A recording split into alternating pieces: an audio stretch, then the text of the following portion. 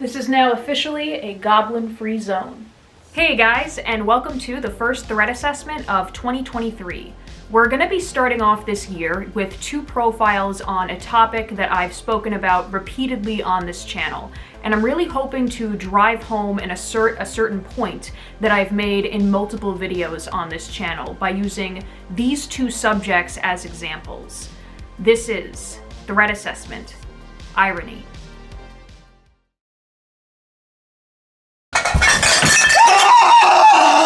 I have said time and time again that irony, in some cases, is used to express hidden emotions that would be considered socially unacceptable in any other context.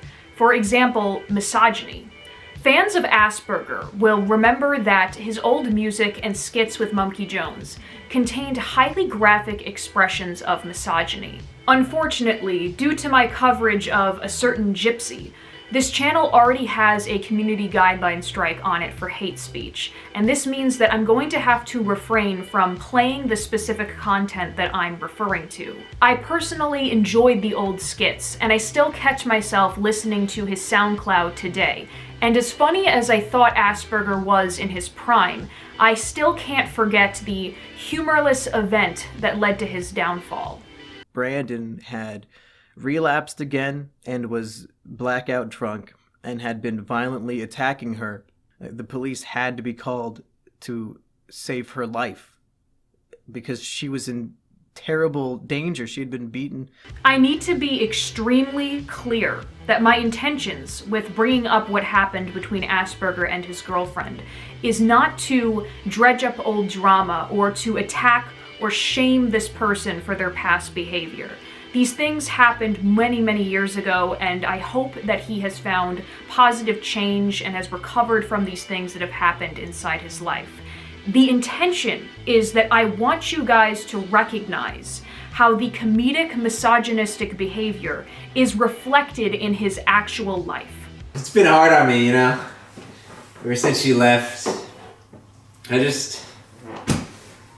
I meant it every time I said that you really were my last, and I just want you to know that I really do still love you. Comedy is generally a healthy coping mechanism for pain, and I am a person who can find humor in jokes as dark as the ones that he tells. It's obvious to me that Asperger is a very creative person, and that he uses these skills to help process his struggle with alcohol and relationships.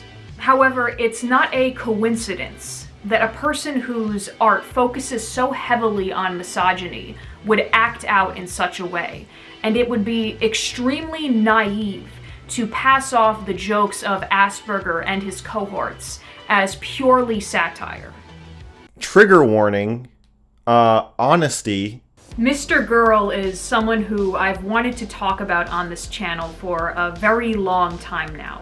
And I think that it's important that I don't put this off any longer because the points that I'll be making have the potential to be time sensitive.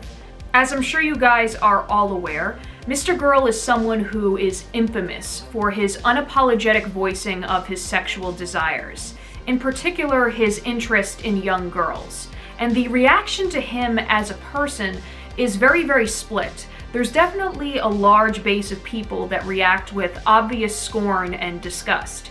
However, simultaneously, there is a very large portion of people who adamantly defend his statements as jokes, and they argue that he is just a highly effective troll and that we Karens are overreacting to the things that he says. The problem with this argument is that Max's jokes are so direct and so uncreative that the comedy isn't even detectable. What makes dark comedy effective is the nuance and the imagination behind its delivery. And if it lacks these elements, it just reads as gratuitous and cringy. For some reason, people can look at Max Carson saying, "I am a pedophile," and think that there is no level of irony to it. Could it be because he is very obviously a fucking creepy weirdo and there is no humor to his video? A few months ago, Dame Pesos was kind enough to tweet to the entire world that he found videos of Mr.girl masturbating on Pornhub, and he was kind enough to include screenshots in this tweet. And once I got past the initial disgust, I came to realize that it's actually a good thing that I'm aware that these videos exist, because it reinforces a lot of ideas that I held about Max as a person. His Pornhub account, from what I understand, has 2 videos on it. One is a review of a real doll that he purchased with his girlfriend, and then the other one is called Mr. Girl's Day Off, a documentary about masturbation, which from the description that I heard on Twitter is just a Pornhub version of a vlog. And on many live streams, Max has spoken about how he enjoys being viewed and watched in this way, and it comes to me as no surprise that he would put himself on display like this. I've made porn. Do you think I'm a victim? That's not really a question for me to answer. Fucking link me right now. Let's see this shit. It's openly known that I've made porn. I've done things that are more extreme than the porn I've watched. Maybe you are a victim then. Or maybe I'm a perpetrator. Maybe. This aspect of his sexuality links back to his public antics because it highlights how much of an attention-seeking person he is. It is my personal belief that Max gains sexual pleasure through openly talking about his interest in young girls. He just uses the mask of comedy because he has to find some way to avoid the consequences. And I'm sure that this belief is held by many people besides myself.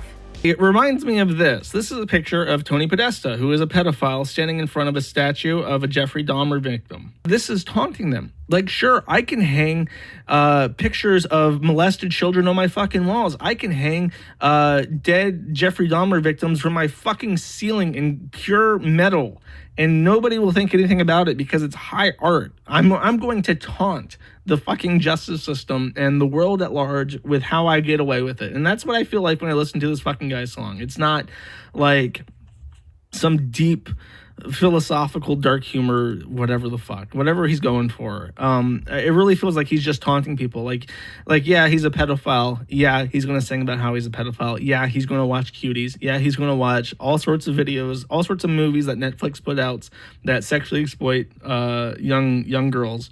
And there's nothing you can do about it. I mean, you have nothing that you can do to him. And eat shit. When he says he wants to have sex with these girls, he means it. And the humorous tone is just a way to taunt the people listening, which makes it all the more exciting for him. What concerns me most is how engrossed he is within this online community and how willing people are to speak to him. He is one of these fucking people who everyone entertains for views, ignoring how likely it is that he will act out his fantasies in real life. As of right now, Max has not been accused of any sex crimes, and it doesn't appear as though he's acted on his impulses. But the trajectory of his behavior has the potential to be criminal, and it's entirely possible that he has already done some of these things, and we just don't know it yet. What was ironic is now sincere. Your irony was a reflection of trepidation, of doubt, like, I shouldn't be doing this, so I'm just gonna wrap my desires in a layer of irony. Look, I'm just joking, ha ha ha. Irony serves a purpose in navigating the darker aspects of life, and it would be foolish to apply the things that I have said in this video to every instance of its use. However, I do think it can be a bit of a false idol for our generation. Comedy only carries you so far when it comes to healing the pain inside of your life, and at some point you're going to have to peel back that layer of humor and address those issues. And when you choose to do so, there is something much greater out there that can help you if you're willing to open your heart to it.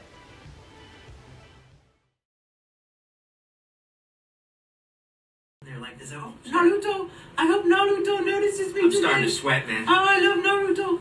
It's getting hot here. The idea of a girl like that having a crush on a guy like me, the loudmouthed weirdo. Just in the history of time, you are the best at taijutsu. Who is your #1 character?